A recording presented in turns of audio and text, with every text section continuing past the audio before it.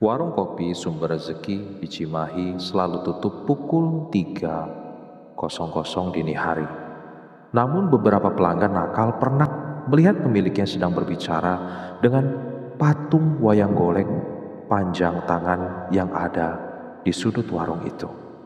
Suatu malam seorang mahasiswi nekat menyembunyikan dirinya di dalam warung untuk menyelidiki dan melihat patung tersebut bergerak perlahan. Dengan mata kayu yang menyala merah dan tangan panjang meraih ke arahnya. Ternyata patung tersebut adalah jiwa pedagang wayang yang terbunuh di lokasi warung pada zaman dahulu. Dan ia mencari orang yang akan menggantikan perannya sebagai penjaga warung atau menjadi mangsanya.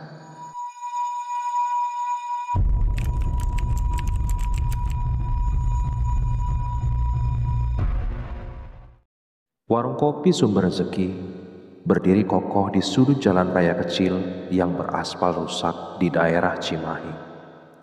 Tepat di belakang pasar lama yang sudah tak lagi ramai seperti dulu.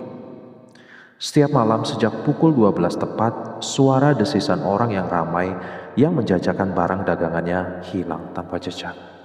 Digantikan hanya oleh angin yang menyapu dedaunan kering dan suara cicak yang melompat di dinding tembok bata yang sudah mulai mengelupas.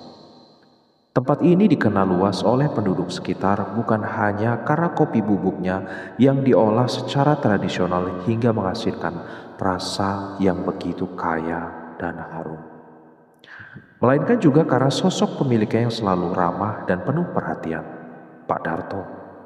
Seorang lelaki berusia 50 tahunan dengan wajah yang keriput namun mata yang tetap ceria, selalu tampil rapi mengenakan baju batik hitam putih dengan pola megah mendung yang sudah mulai terlihat kusam akibat sering dicuci.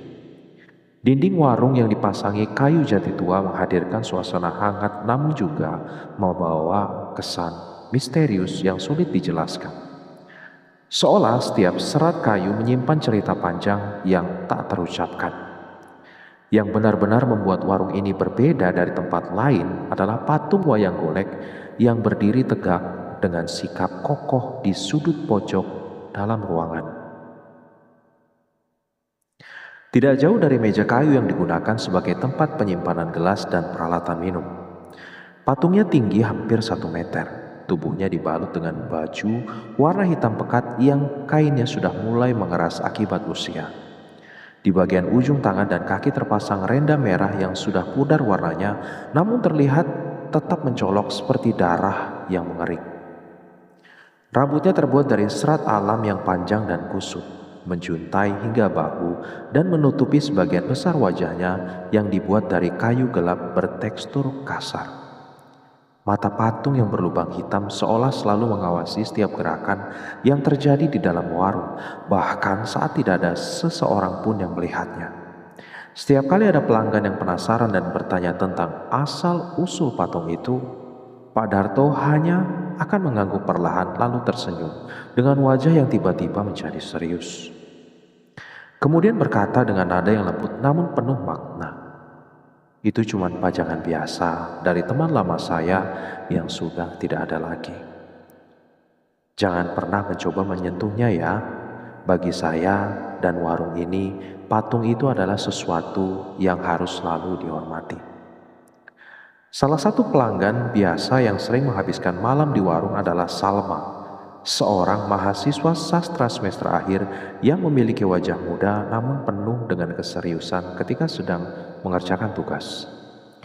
Rambut hitamnya yang panjang selalu diikat rapi dengan jepit rambut sederhana, dan dia biasanya datang mengenakan baju kaos polos dengan celana panjang, membawa tas ransel yang selalu penuh dengan buku-buku tebal dan kertas kerja.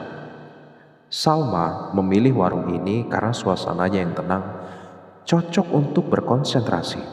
Selain kopinya yang mampu membuat tetap terjaga meskipun harus bekerja hingga larut malam, malam itu dia datang lebih terlambat dari biasanya karena terpaksa harus mengulang seluruh bagian makalah tentang legenda daerah yang sudah hampir selesai.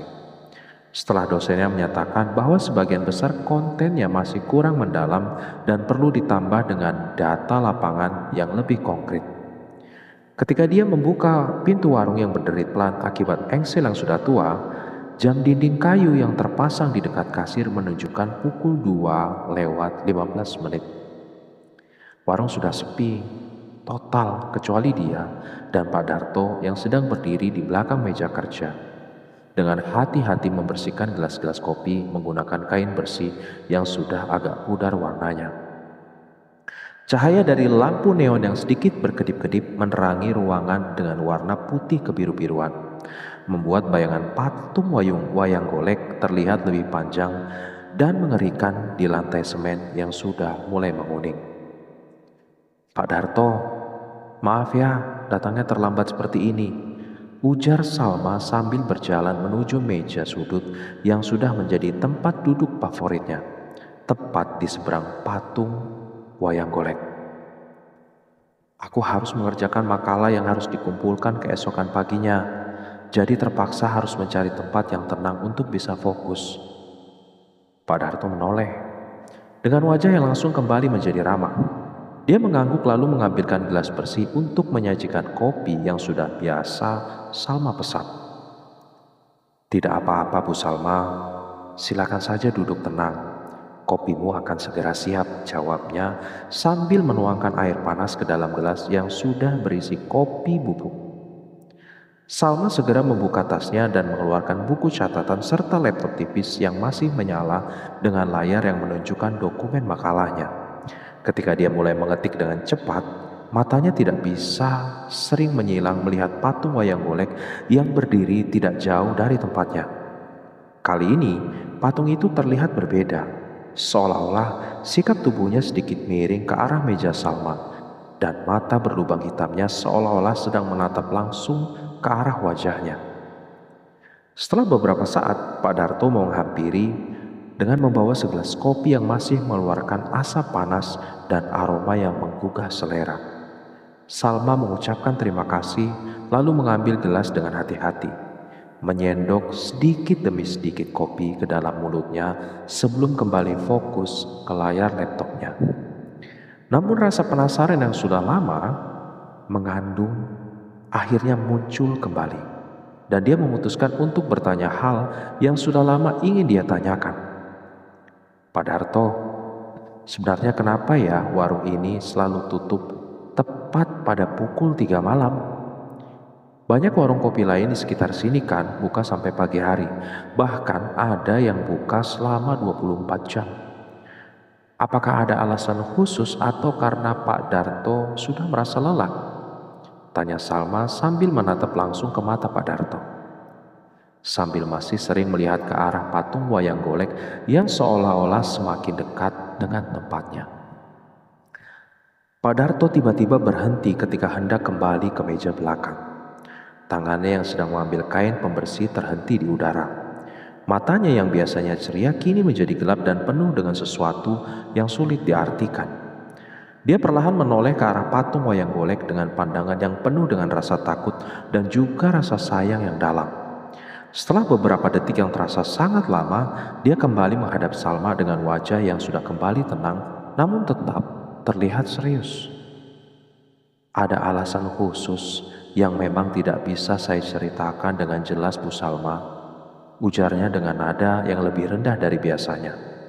Suaranya itu bahkan terdengar sedikit lebih gemetar.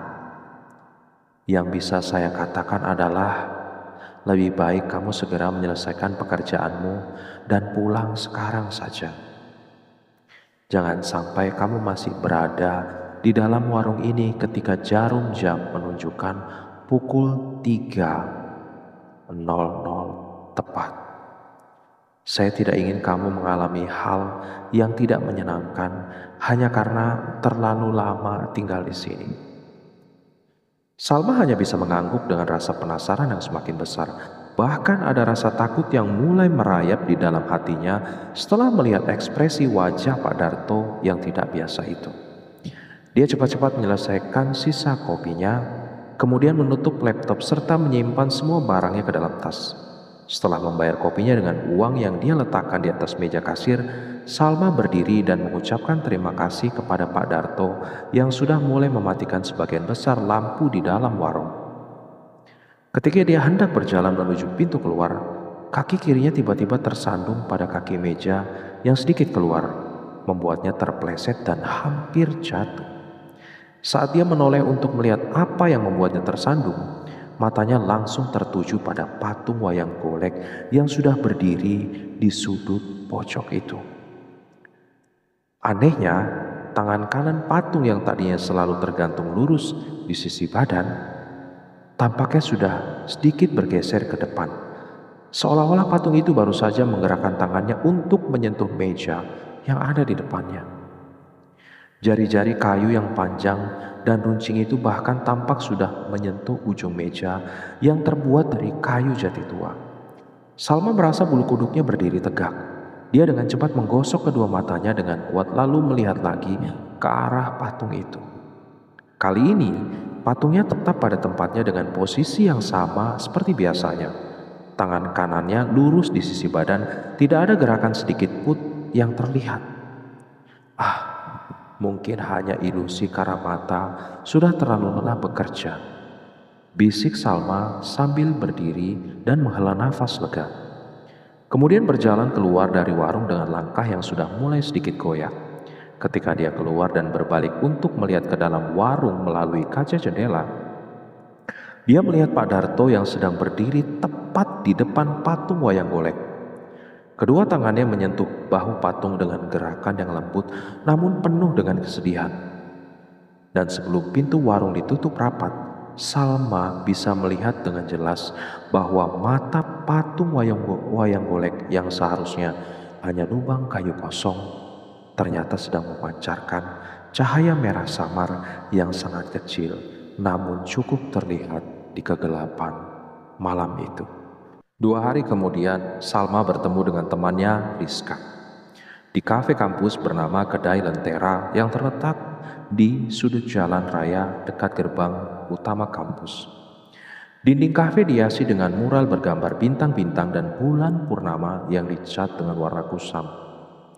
Seolah sudah berdiri bertahun-tahun. Lampu-lampu gantung berbentuk kerang memberikan cahaya kuning keemasan yang lembut. Namun tidak cukup menghilangkan kesan misterius dari setiap sudut ruangan. Meja dan kursi terbuat dari kayu jati tua yang permukaannya sudah tidak rata lagi, dan di sudut paling kanan ada rak buku kecil yang penuh dengan novel-novel misteri dan legenda lokal yang kusam akibat terkena sinar matahari setiap sore.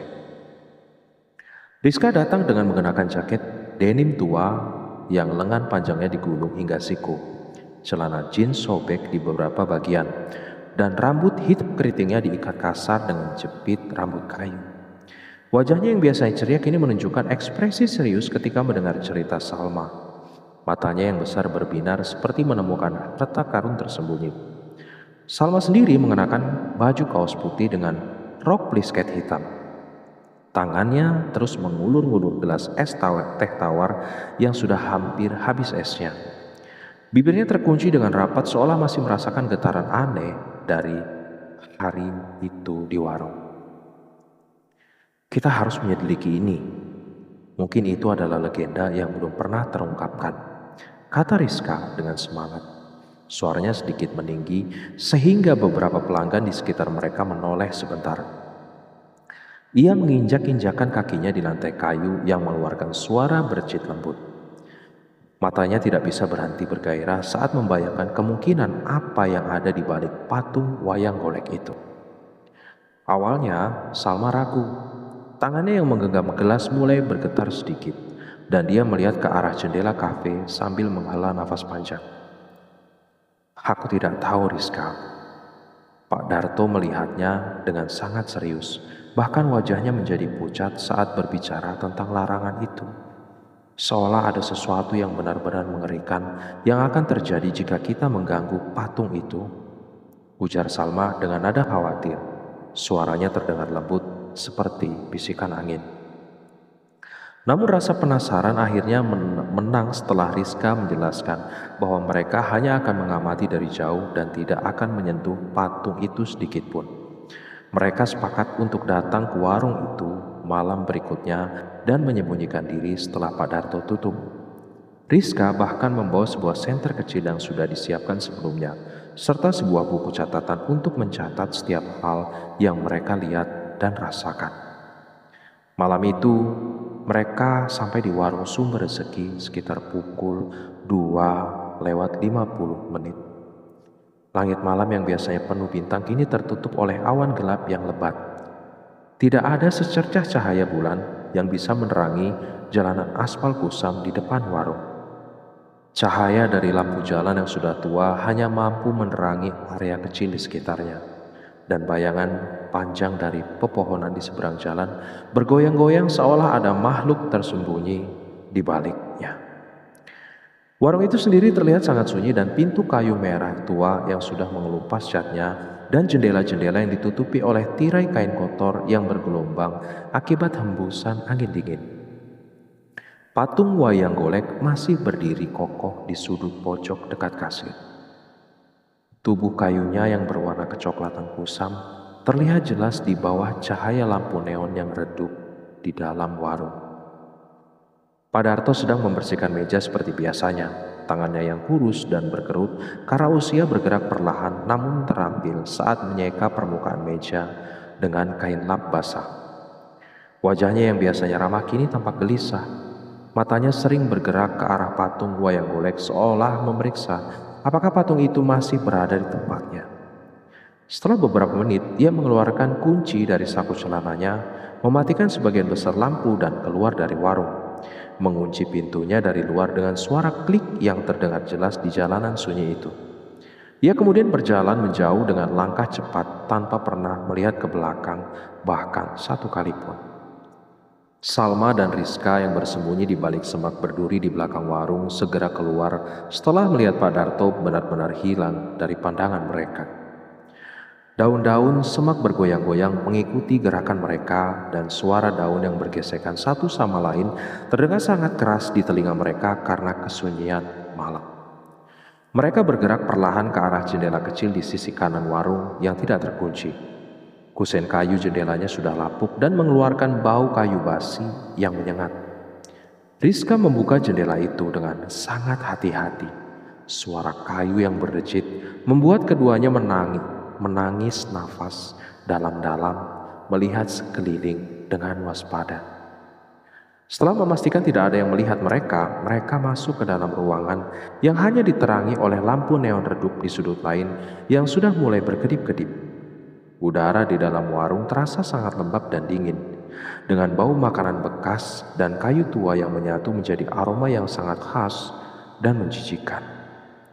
Meja-meja dan kursi kayu tersusun rapi seperti biasa, namun ada beberapa serbuk kayu yang berserakan di lantai semen kusam. Seolah ada sesuatu yang telah bergerak di sekitar ruangan sebelum mereka datang. Suara jam dinding kayu yang terletak dekat patung wayang golek berdetak dengan suara yang jelas dan teratur. Menjadi satu-satunya suara yang terdengar di dalam ruangan yang sunyi itu, seolah menjadi penghitung waktu bagi sesuatu yang akan datang. Salma merasakan bulu kuduknya berdiri, tegak setelah memasuki warung. Kulitnya merasa seperti ditutupi oleh lapisan es yang tebal. Dia melihat sekeliling ruangan dengan mata yang berkaca-kaca karena ketakutan. Dan tangannya secara tidak sengaja menyentuh permukaan meja yang sangat dingin. Rizka sendiri sudah mulai mengarahkan senter kecilnya ke arah patung wayang golek. Cahaya putih terang dari senter itu menerangi bagian atas patung, menunjukkan rambut kayu yang kusut dan wajah kayu yang memiliki ekspresi sangat datar dengan mata yang berlubang hitam di bagian dalamnya. Tepat pukul 3:00 dini hari, udara di dalam warung tiba-tiba menjadi lebih dingin sekali. Hingga Salma dan Rizka bisa melihat hembusan nafas mereka yang berubah menjadi uap putih tipis. Lampu neon yang sudah berkedip-kedip tadi kini benar-benar padam, menyisakan ruangan dalam kegelapan total kecuali cahaya senter yang dibawa oleh Rizka akhirnya juga mulai berkedip-kedip. Seolah daya baterainya tiba-tiba berkurang drastis. Suara jam dinding yang tadinya teratur kini menjadi lebih cepat dan tidak teratur, seperti jantung yang sedang berdebar kencang karena ketakutan. Salma merasakan adanya sesuatu di belakangnya. Rasa tidak nyaman yang sangat kuat membuat ingin melihatnya dan berlari keluar dari warung itu. Dia melihat bayangan panjang muncul dari lantai semen kusam. Bayangan itu memiliki bentuk yang sangat aneh dengan lengan panjang yang menggantung dan kepala yang sedikit miring ke satu sisi. Seolah ada orang yang sedang berdiri diam di belakang mereka sambil menatap mereka dengan penuh dendam dan kemarahan. Ketika mereka dengan sangat lambat menoleh ke belakang, tidak ada seseorang pun di sana. Hanya patung wayang golek yang masih berdiri dengan posisi yang sama. Namun sekarang ada secercah cahaya merah samar yang muncul dari dalam lubang mata kayunya. Seolah mata itu sedang melihat mereka dengan seksama. Titik-titik jam di dinding mulai bergerak mendekati angka tepat 3:00 dengan sangat cepat. Seolah waktu sedang berjalan lebih cepat dari biasanya. Detak jantung Salma dan Rizka semakin kencang hingga mereka bisa mendengar suara degup jantung masing-masing di telinga mereka sendiri. Keringat dingin mengalir deras dari dahi mereka dan merembes ke dalam bajunya. Salma menggenggam lengan Rizka dengan sangat erat. Kukunya hampir menusuk kulit Rizka karena ketakutan yang luar biasa, dan keduanya berdiri diam seperti terkurung dalam ilusi yang sangat mengerikan. Saat jarum jam menunjukkan angka 3:17 tepatnya, terdengar suara kayu yang berdecit keras dari arah patung. Suara itu terdengar seperti tulang yang patah dan kayu yang sedang dilipat dengan paksa. Kaki patung wayang golek perlahan-lahan mulai bergerak. Setiap gerakannya mengeluarkan suara kayu yang mengganggu telinga dan membuat lantai semen sedikit bergetar. Rambut kayunya yang tadi kusut perlahan terangkat ke atas oleh angin yang tidak kelihatan. Akhirnya mengungkapkan wajah kayu yang kini mulai berubah bentuk dengan sangat mengerikan. Lubang mata hitam yang tadinya kosong kini mulai memancarkan cahaya merah yang menyala dengan kuat. Seolah ada bara api yang terbakar di dalamnya, dan mulut kayu yang tadinya tertutup rapat kini terbuka lebar, mengungkapkan dan memperlihatkan gigi-gigi kayu yang runcing dan tajam seperti pisau. Tangan panjangnya yang bertangkai kayu mulai menggerakkan jari-jarinya yang panjang dan runcing. Setiap gerakan jarinya membuat suara kayu yang bercit dan mengarah langsung ke arah Salma dan Rizka. Udara di dalam warung menjadi semakin dingin dan muncul bau darah basah dan kayu bakar yang hampir menyengat, membuat mereka hampir muntah. Rizka mencoba menggerakkan tubuhnya untuk berlari, namun kakinya seperti terpaku di lantai semen dan tidak bisa bergerak sedikit pun. Sementara itu, Salma sudah tidak bisa menahan lagi ketakutan dan mulai meneriakkan suara jeritan yang menusuk telinga. Suara itu terdengar sangat keras di dalam warung sunyi, namun seolah tidak bisa sampai keluar warung sama sekali. Patung wayang golek kini mulai berjalan perlahan ke arah mereka. Langkah kaki kayu yang menginjak lantai semen dengan suara yang sangat berat dan menakutkan. Cahaya merah dari matanya semakin terang dan dari mulut yang terbuka lebar itu keluar suara bisikan yang sangat tajam tapi menyakitkan hati. Kalian tidak seharusnya datang ke sini. Kalian telah mengganggu kedamaianku yang lama. Sekarang kalian harus membayar harganya. Ujar patung itu dengan nada yang sangat dingin dan penuh dengan kemarahan serta dendam. Suara itu terdengar seperti kayu yang bergesekan satu sama lain dan membuat otak mereka merasa sakit dan pusing. Saat patung itu semakin mendekat dan tangannya yang runcing sudah hampir menyentuh wajah Salma, tiba-tiba dari arah pintu warung terdengar suara ketukan yang sangat keras dan berulang-ulang. Cahaya terang dari luar menerobos masuk melalui celah-celah tirai jendela dan terdengar suara pria yang sedang memanggil nama Pak Darto dengan sangat keras. Patung wayang golek tiba-tiba berhenti bergerak. Wajah kayunya yang sudah berubah bentuk itu kembali ke posisi semula dengan sangat cepat dan cahaya merah dari matanya mulai memudar perlahan. Ia kemudian berbalik dan berjalan kembali ke sudut pojoknya dengan langkah yang sangat teratur, dan dalam sekejap ia kembali menjadi patung kayu yang tidak bergerak lagi seperti semula. Salma dan Rizka yang masih dalam keadaan terkejut dan ketakutan akhirnya bisa menggerakkan tubuh mereka kembali.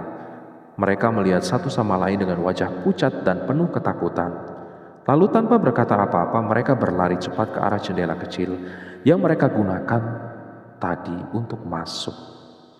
Ketika mereka keluar dari warung dan berlari menjauh dengan sangat cepat, Salma secara tidak sengaja melihat ke belakang dan melihat Pak Darto yang sedang berdiri di depan pintu warung dengan wajah yang sangat marah dan sedih sekaligus. Namun yang lebih mengerikan adalah di balik Pak Darto yang berdiri di depan lampu jalan muncul bayangan panjang patung wayang golek yang sedang menatap mereka dengan mata yang menyala merah terang di dalam kegelapan. Salma dan Rizka tidak berani bergerak sama sekali. Tubuh mereka membeku seperti patung batu yang terpapar embun beku di tengah malam. Kedua kaki mereka seperti terpaku kuat di lantai semen kusam yang dingin sekali. Sementara patung wajah wayang golek itu mulai berjalan perlahan ke depan dengan sikap yang anggun namun penuh dengan ancaman. Setiap langkahnya mengeluarkan suara kayu yang bergesekan keras dengan permukaan lantai. Bunyi tersebut seperti bisikan makhluk dari alam lain yang menusuk telinga dan membuat kedua gadis itu merinding hingga tulang punggung mereka merasa kaku dan dingin. Cahaya merah dari mata patung semakin menyebar ke sekeliling ruangan, menerangi setiap sudut warung dengan warna yang menyeramkan seperti darah yang baru saja mengering. Patung berhenti tepat di depan meja kayu tua tempat Salma biasa duduk setiap malam. Meja yang permukaannya sudah terkikis oleh waktu dan bekas goresan kecil yang tidak jelas asalnya. Ia mengangkat tangan kanannya yang panjang dan kurus. Tulang kayu yang terbentuk seperti tendon terlihat jelas di bawah kain hitam pekat yang menutupi lengannya.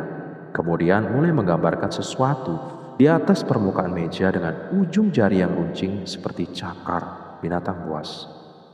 Kayu yang keras itu menusuk sedikit ke dalam serat kayu meja, membuat suara seperti menggores kertas yang sangat tebal setiap kali ujung jarinya menyentuh permukaan meja. Garis-garis yang dihasilkan terbentuk menjadi pola yang kompleks dan menyerupai aksara kuno yang tidak pernah dilihat oleh Salma atau Rizka sebelumnya. Setiap garis berwarna lebih gelap dari kayu meja itu sendiri, seolah darah kayu telah keluar dan mengering di atasnya. Rizka yang akhirnya bisa menggerakkan tubuhnya sedikit setelah beberapa saat membeku, merasa detak jantungnya semakin kencang hingga hampir melompat keluar dari dada. Ia perlahan menarik lengan Salma dengan hati-hati. Matanya melihat ke arah jendela kecil yang mereka gunakan untuk masuk tadi. Kemudian mengangguk perlahan sebagai tanda bahwa mereka harus segera kabur dari situ. Mereka berusaha menggerakkan perlahan badan mereka dengan langkah sangat kecil dan hati-hati. Tapi alas kaki Rizka yang terbuat dari karet menyentuh sebuah batu kecil yang berserakan di lantai, mengeluarkan suara klik yang terdengar sangat keras di tengah kesenyuman ruangan yang menusuk tulang. Suara itu seperti petasan yang meledak dan membuat patung itu langsung berbalik badan dengan gerakan yang sangat cepat dan tidak manusiawi, menghadap mereka dengan wajah kayu yang kini mulai menunjukkan ekspresi marah yang sangat jelas.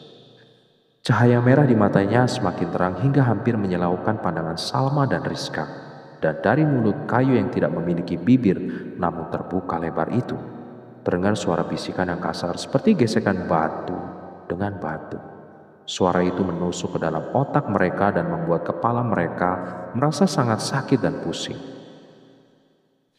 Kalian tidak boleh ada di sini. Kalian melihat apa yang tidak seharusnya dilihat. Orang yang melihat rahasia ini tidak akan bisa pergi dengan selamat. Ujar suara patung dengan nada yang sangat dingin dan penuh dengan dendam dan amarah yang sangat dalam. Setiap kata yang keluar dari mulutnya membuat udara di dalam warung menjadi semakin tebal dan sulit untuk dihirup. Bau kayu bakar dan darah basah semakin menyengat hingga keduanya merasa ingin muntah namun tidak bisa karena ketakutan yang melumpuhkan seluruh tubuh mereka. Patung itu mulai berjalan ke arah mereka dengan langkah yang lebih cepat dari sebelumnya. Setiap langkahnya membuat lantai semen sedikit bergetar dan meja-meja di sekitar mereka bergoyang-goyang perlahan. Salma dan Rizka segera bereaksi dan berlari secepat mungkin menuju jendela kecil yang sudah terbuka tadi. Hati mereka berdebar kencang dengan harapan bisa segera melarikan diri dari makhluk mengerikan itu. Namun ketika mereka sampai di sisi jendela dan hendak melompat keluar, jendela kayu yang tadinya terbuka lebar itu kini tiba-tiba tertutup dengan rapat secara tidak wajar. Dengan suara klik yang keras dan jelas, Rizka mencoba dengan sekuat tenaga untuk membukanya kembali. Namun kunci yang tadinya terbuka kini terkunci erat dan tidak bisa digerakkan sedikit pun, seolah ada tangan yang tak terlihat yang sedang menekannya dari luar. Mereka berbalik dengan hati yang penuh ketakutan dan melihat patung wayang golek sudah berdiri hanya beberapa langkah dari mereka. Bayangannya yang panjang dan mengerikan menutupi sebagian besar ruangan di depan mereka. Cahaya merah dari matanya kini sudah sangat terang hingga menerangi seluruh wajah mereka dengan warna yang menyeramkan. Dan tangan kanannya yang panjang mulai meraih cepat ke arah Rizka yang berdiri di depan Salma. Dalam sekejap yang terasa sangat lama, jari-jari runcing dari patung itu menyentuh bahu Rizka dengan sangat keras, membuatnya menjerit kesakitan yang menusuk telinga dan menjatuhkan diri ke lantai semen yang sangat dingin. Darah mulai merembes keluar dari luka yang terbentuk di bahunya, dan ketika Salma membongkar kain jaket Rizka untuk melihatnya lebih jelas, mereka menemukan bahwa bekas luka itu memiliki bentuk yang sangat jelas seperti aksara kuno yang sama dengan yang digambar patung itu di atas meja tadi. Setiap garis luka terlihat sangat dalam dan dalamnya ada sesuatu yang berkilat seperti logam panas, membuat Rizka menangis kesakitan dan tubuhnya bergoyang-goyang tanpa bisa dikendalikan. Patung kemudian mengalihkan pandangannya ke Salma yang sedang merawat temannya dengan tangan yang gemetar. Matanya yang menyala merah seolah membaca setiap pikiran yang ada di benak Salma. Ia berjalan lebih dekat lagi hingga wajah kayunya yang kasar dan penuh dengan tekstur sudah bisa diraba oleh Salma jika ia mengulurkan tangannya. Cahaya merah di depan matanya semakin menyala hingga hampir menyemburkan nyala kecil, dan suara bisikannya yang kasar terdengar lagi, namun kali ini lebih jelas dan penuh kesedihan yang dalam. Kamu tahu siapa saya? Saya adalah yang dulu membuat wayang itu. Dan Pak Darto adalah yang membuat saya menjadi seperti ini. Ujar patung dengan nada yang tiba-tiba berubah dari marah menjadi sangat sedih, membuat seluruh ruangan terasa semakin dingin dan penuh dengan kesedihan yang menusuk hati. Salma merasa tubuhnya menjadi lebih rileks meskipun ketakutan masih ada di dalam hatinya. Ia melihat ke arah wajah patung kayu itu dengan mata yang mulai mengeluarkan cairan, layaknya air mata. Rasa penasaran mulai mengalahkan rasa takut yang melumpuhkannya.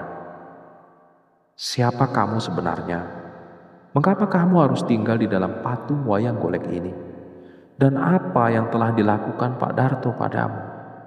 Tanya Salma dengan suara yang sedikit gemetar namun penuh dengan keberanian. Tangannya masih terus menekan kain bersih pada luka di bahu Rizka yang sudah mulai berhenti berdarah namun tetap menyakitkan. Patung itu terdiam sejenak, kemudian mulai bergerak perlahan ke arah meja kasir yang terletak di sudut warung.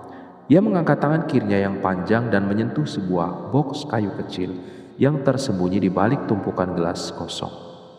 Boks itu sudah sangat tua dengan permukaan kayu yang kusam dan kunci besi yang sudah berkarat. Dengan sentuhan dan jari-jari runcingnya, kunci besi itu patah menjadi dua dan boks terbuka dengan sendirinya, mengeluarkan cahaya kuning keemasan yang lembut dan aroma kayu manis yang menyegarkan udara di dalam warung.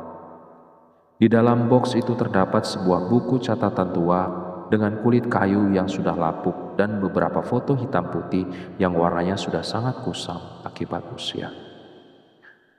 Patung itu mengambil buku catatan itu dengan hati-hati menggunakan ujung jarinya, kemudian membukanya dengan gerakan yang sangat lambat. Dia mulai membaca isi buku itu dengan suara yang sekarang sudah lebih jelas dan terdengar seperti suara wanita yang lembut namun penuh dengan kesedihan. Saya bernama Sri Wahyuni. Saya adalah pembuat wayang golek terbaik di seluruh daerah Cimahi hingga Bandung pada tahun 1909. Pak Darto adalah murid saya yang paling cerdas dan paling saya cintai. Saya mau mengajarkan semua rahasia pembuatan wayang golek padanya, termasuk cara membuat wayang yang bisa hidup dengan kekuatan jiwa manusia yang suci. Cerita patung itu dengan suara yang mulai bergetar akibat emosi yang kuat. Sementara Salma semakin mendekat untuk melihat isi buku catatan yang sedang dibacanya. Namun ketika halaman buku itu terbuka lebih lebar dan Salma bisa melihat gambar wayang golek yang digambar dengan sangat rinci di dalamnya, tiba-tiba dari arah pintu warung terdengar suara pintu yang terbuka dengan sangat kuat dan suara pria yang menjerit dengan keras. "Jangan kamu menyentuh mereka, Sri. Itu bukan kesalahan mereka." Teriak suara itu yang sangat akrab bagi Salma. Dan itu adalah suara Pak Darto yang sudah kembali ke warung dengan wajah yang penuh dengan ketakutan dan kesedihan yang luar biasa. Salma melihat ke arah pintu dan melihat Pak Darto yang berdiri dengan tubuh gemetar. Tangannya menggenggam sebuah keris kuno dengan ujung yang sudah mengkilat seperti baru diasap. Namun yang paling mengerikan adalah di belakang Pak Darto yang berdiri, di bawah cahaya lampu neon yang sudah menyala kembali, muncul bayangan patung wayang golek kedua yang bentuknya sama persis dengan yang ada di dalam warung, dengan mata yang juga menyala merah terang dan tangan yang meraih perlahan ke arah leher Pak Darto. Salma akhirnya mundur perlahan hingga punggungnya menyentuh dinding bata yang dingin dan lembab. Setiap gerakan tubuhnya membuat pasir dan serpihan bata kecil jatuh ke lantai semen kusam. Dia melihat Rizka yang sedang merangkak perlahan ke arahnya dengan tubuh yang masih bergoyang akibat kesakitan. Wajahnya penuh dengan ketakutan dan mata yang melebar-lebar menyaksikan setiap gerakan patung wayang golek yang berdiri di tengah ruangan. Udara di dalam warung menjadi semakin tebal dan sulit dihirup. Aroma kayu bakar dan darah basah kini bercampur dengan bau tanah liat yang sangat kuat, seolah ada sesuatu yang baru saja keluar dari dalam bumi. Patung wayang golek itu mulai bercerita dengan suara yang bergoyang dan bergema di dalam ruangan kecil itu. Setiap kata yang keluar dari mulut kayunya seperti getaran yang menyentuh setiap bagian tubuh mereka. Saya bernama Mbah Siti. 50 tahun yang lalu, saya adalah pembuat wayang golek terbaik di daerah ini. Dari Cimahi hingga ke kaki gunung Tangkupan Perahu. Setiap wayang yang saya buat memiliki nyawa sendiri. Hasil dari keahlian saya yang saya warisi dari leluhur selama beberapa generasi. Pak Darto adalah murid saya yang paling cerdas dan paling rajin. Dia selalu datang ke bengkel saya setiap hari setelah menyelesaikan pekerjaannya di sawah milik orang tuanya. Saya melihat potensi besar padanya dan mulai mengajarkan semua teknik pembuatan wayang golek. Mulai dari pemilihan kayu yang tepat hingga cara menghiasnya dengan kain dan renda yang indah. Tapi dia tidak puas hanya dengan itu. Dia ingin mengambil rahasia cara saya membuat wayang yang bisa hidup dengan kekuatan jiwa manusia yang suci. Rahasia yang hanya boleh diketahui oleh satu orang dalam setiap generasi. Saat saya menolak untuk memberitahunya dan menjelaskan bahwa rahasia itu bisa membawa malapetaka jika jatuh ke tangan yang salah. Dia melakukan hal yang tidak pernah saya duga bisa melakukan kepada saya. Dia tega menyakiti saya, padahal dia sudah saya anggap seperti anak sendiri. Pada malam hari yang sangat gelap 50 tahun yang lalu, dia menyekap saya di dalam patung wayang golek yang paling besar dan paling indah yang pernah saya buat. Dengan menyematkan jiwa saya ke dalam kayu itu menggunakan ritual yang dia pelajari secara sembunyi-sembunyi dari buku catatan leluhur saya. Setiap jam 3 tepat saat energi alam paling kuat dan batas antara dunia nyata dan dunia lain menjadi tipis, saya bisa keluar dari patung untuk mencari keadilan yang sudah lama saya tunggu. Ujar patung dengan suara yang mulai bergetar akibat emosi yang luar biasa kuat. Cahaya merah dari matanya semakin menyala dan menerangi seluruh ruangan dengan warna yang menyeramkan. Pada saat itu, pintu kayu warung yang sudah terkunci dari luar tiba-tiba terbuka dengan sangat kuat membuat suara dentuman yang menusuk telinga dan membuat seluruh meja di sekitarnya bergoyang-goyang. Pak Darto masuk dengan wajah yang penuh kesusahan dan penyesalan yang mendalam. Keriput di wajahnya tampak lebih jelas di bawah cahaya lampu neon yang sudah mulai berkedip-kedip. Ia mengenakan baju batik hitam yang sudah kusam dan sedikit terkulai di pundaknya. Tangannya yang kurus bergetar saat ia melihat patung yang sedang berdiri dan Salma yang ketakutan menyusup ke sudut ruangan. Setelah beberapa saat menatap satu sama lain, dia menghela nafas panjang yang terdengar sangat berat dan penuh dengan beban yang sudah dipikul selama puluhan tahun. Sudah cukup Mbak Siti, kata Pak Darto dengan suara lemah yang hampir tidak terdengar. Matanya sudah mulai berkaca-kaca dengan air mata yang belum pernah keluar selama bertahun-tahun. Saya sudah menyesal selama puluhan tahun. Setiap malam saya tidak bisa tidur nyenyak karena melihat wajah Anda yang penuh dengan rasa sakit di dalam patung itu. Saya membuat warung ini di tempat yang sama dengan bengkel Anda dulu. Bukan untuk mengambil keuntungan dari lokasi yang strategis, tapi untuk selalu mengawasi patung dan memastikan tidak ada orang yang terluka karena keinginan saya yang bodoh dulu. Saya selalu tutup tepat pukul 3 malam agar tidak ada orang yang berani di sini ketika jam menunjukkan jam 3 tepat atau jam 3.00. Saya melakukan semua itu untuk meminta maaf dan melindungi orang lain dari kesalahan saya yang tidak bisa diperbaiki. Tapi hari ini, saya akan mengakhiri semuanya ini. Saya akan membayar dengan nyawa saya untuk dosa yang sudah saya lakukan 50 tahun yang lalu. Tanpa berkata apa-apa lagi, Pak Darto mengambil sebuah pisau kecil dengan gagang kayu yang sudah tua dari saku dalam bajunya. Kemudian mengarahkannya dengan mantap ke arah dada sendiri yang terlindung oleh baju batiknya. Namun sebelum dia bisa melakukan apa-apa dan menusuk pisau itu ke dalam tubuhnya, patung wayang golek Mbah Siti bergerak dengan kecepatan yang luar biasa untuk sebuah makhluk yang terbuat dari kayu. Tangan kanannya yang panjang melesat dan cepat menusuk tangan Pak Darto dengan jari-jari runcingnya yang seperti pisau tajam. Suara kayu yang pecah terdengar sangat jelas di dalam ruangan sunyi itu, diikuti oleh suara teriakan kesakitan dari Pak Darto ketika bagian jari patung itu patah dan jatuh ke lantai semen dengan suara dentuman yang keras. Darah mulai merembes keluar dari luka di tangan Pak Darto, mengalir ke lantai dan menyatu dengan bekas darah Rizka yang sudah mulai mengering. Tidak, kamu tidak akan mati dengan mudah seperti itu, ujar Mbak Siti dari dalam patung dengan suara yang kini kembali menjadi dingin dan penuh dengan amarah. Cahaya merah dari matanya menyala lebih terang dari sebelumnya. Mati adalah jalan keluar yang terlalu mudah untukmu, Darto.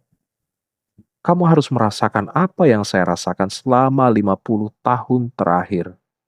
Terkurung selamanya di dalam benda yang tidak bisa bergerak dan hanya bisa melihat dunia luar tanpa bisa menyentuhnya.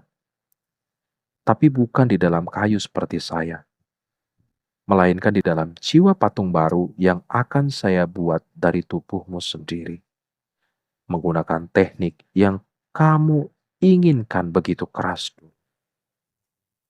Pada saat itu, semua lampu di dalam warung padam total dalam sekejap, menyiksakan ruangan dan kegelapan pekat yang begitu pekat hingga tidak bisa melihat apapun sekalian. Udara menjadi sangat dingin hingga Salma dan Rizka bisa melihat hembusan nafas mereka yang berubah menjadi uap putih. Dan terdengar suara kayu yang bercit dan tulang yang bergerak dengan suara yang sangat mengerikan dari arah di mana Pak Darto berdiri. Suara teriakan kesakitan dari Pak Darto hanya terdengar sebentar sebelum tiba-tiba berhenti dengan sangat mendadak, digantikan oleh suara gemerisik lain dan kayu yang menyatu menjadi satu. Setelah beberapa detik yang terasa seperti berjam-jam, lampu neon di dalam warung menyala kembali dengan sangat terang, membuat kedua gadis itu terpukau melihat apa yang terjadi di tengah ruangan. Pak Darto sudah hilang tanpa jejak, tidak ada bekas darah atau bahkan serbuk kayu yang menunjukkan dia pernah berada di sana.